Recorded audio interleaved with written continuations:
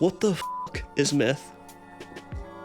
Ferdinand de Saussure argued that in language we create symbols through a certain process called signification, which is where we add a physical image to a meaning to create a symbol.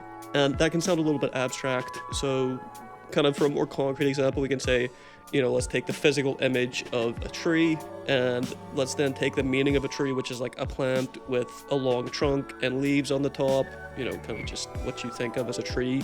And then you actually create the symbol of a tree, not just the image itself, not just the meaning, but both things combined together to create the symbol of a tree. But Barthes takes this one step further by suggesting that myth is created through a second process which goes on top of a symbol. So this process adds a concept which becomes associated with the symbol, creating a mythological symbol. Again, maybe this sounds a little bit abstract, so again we can bring it down to like a kind of easy to understand example.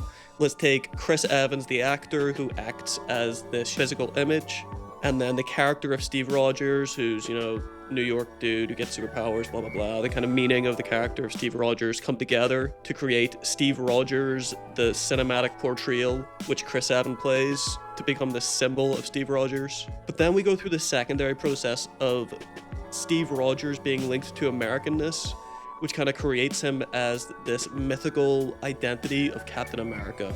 So he gets to this secondary concept, which gets added on and kind of changes from just being this normal symbol into this bigger than life mythological symbol, which is tied to a greater concept. And for Captain America, that's being tied to these American values, which kind of hold this great meaning to, a certain set of people who associate with that concept.